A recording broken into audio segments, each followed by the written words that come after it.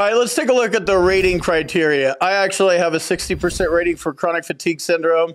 I know what it's like, and that's why I understand the 4 to 5 naps a day. But it's much more than that.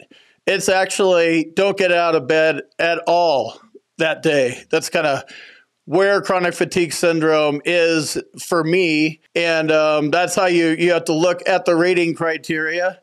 And, you know, is that what you do? Are these your symptoms? If they're not your symptoms and you file a claim and you don't meet any of the requirements, you could win the diagnosis in the nexus. And then since you don't have symptoms, you get a 0% rating. So that's not exactly a, very lucrative claim to go after if increasing your VA rating is what's motivating you. So VA disability ratings for chronic fatigue syndrome are 10, 20, 40, 60, and 100. I would consider this a high-value VA claim because most people that get this get a rating over 30%. High-value claims are 30% or higher. If you want to get a higher VA rating, you're not going to do it with zeros and tens. You need 30s. 60s, 40s, you need claims that will pay you higher if higher is where you want to go. And these ratings all come down to the severity of your symptoms. 10 being the lowest, and then 100 being the highest.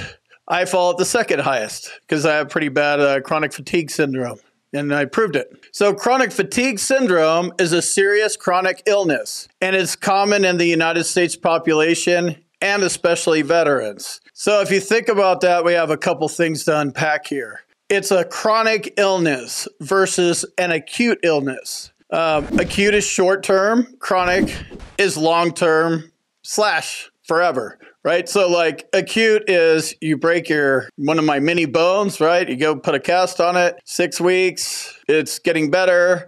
You have a bunch of scratch marks from the coat hanger from itching your leg, around week 4. So you wait for the scars to go away and, your leg comes back. So that would be like an example of acute. That same scenario, you go get a cast on your leg and it never gets healed and it develops green or something like that and they have to amputate it or something. Chronic. Extreme example, but so acute and chronic. VA is always looking for chronic symptoms for ratings. And then this part about the United States population, especially veterans, that's good. That wasn't like that 20 years ago. They've moved a lot of things, PTSD wasn't even named until 1980. It's been many names, shell shock and that kind of stuff. So they changed names and they learned things. And, the VA is about the slowest one to roll these things out. But all right, cool. We have, it's common in the U.S. population versus some other country. And it's kind of higher in veterans. So that's good. That's working in our favor. Studies have shown that it is more common for Gulf War veterans. So if you're a Gulf War veteran, your chances go up. You're a human, U.S. population, veteran, and Gulf War veteran. So the likelihood is going up. But the likelihood that you may have something is not the same as a diagnosis or a nexus. It's more believable is the easiest way to explain it. And when I say more believable, it's because you have to prove your claim. If the VA was in the business of just hooking us up and paying us for our disabilities, you could just call them up and say, yeah, I have chronic fatigue syndrome. I take 4 to 5 naps a day. Great, Craig. Let's get that 60% rating for you in the mail, right? That doesn't happen. They make us figure out the rating criteria. That's the way we play the game. That's fine. We'll change the rules at some point, but until then, I'm just going to figure out how to play the game and work within their rules and do it legally. So that's what this channel is all about. If you like this kind of content, feel free to hit the subscribe button, share it with a friend, and hit the like button as well. Drop a comment or two. What's going on with your chronic fatigue syndrome claim? So common symptoms of chronic fatigue syndrome are fatigue not relieved by sleep or bed rest, which was not always present throughout life. So this is how you pin it on the military, right? You were a kid and full of energy, went into the military, went to the Gulf, or maybe you weren't in the Gulf. You could still have CFS if you weren't in the Gulf.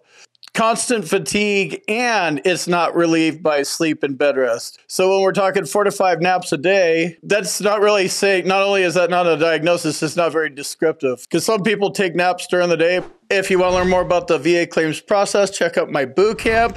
And if you need medical evidence, which is a huge part of a medical disability claim, contact my med team. There's a link for both in the description. The fatigue is not relieved by sleep or bed rest. So another one is worsening of symptoms after activities. It's like a crash, relapse, or a collapse. Remember when we were eating, Skittles or whatever when we were kids? We got that little sugar high and then the sugar high crash. Kind of like that, but in your normal life, because this is a chronic condition. Problems with sleep, which include not being rested after sleep or difficulty staying and or falling asleep. Raise your hand if that sounds familiar to you, like I have all of those. Problems with sleep in general all over the board. Not being rested after I have some sleep. And then I have problems, staying asleep, falling asleep. I have sleep problems all the way throughout it. And just kind of going back to the diagnosis part with me, I have a rating for chronic fatigue syndrome. I have a diagnosis of sleep apnea, and I also have a diagnosis of insomnia. So I have 3 things that could be causing this sleeping issue, or back to Mark's question, 4 to 5 naps a day. I need to figure out which one's doing all the naps. And once you figure it out, we're laymen, right? So it's nice for us to know what's going on or think we know, but we need a doctor to actually put it in a medical record if we want to file a claim for it.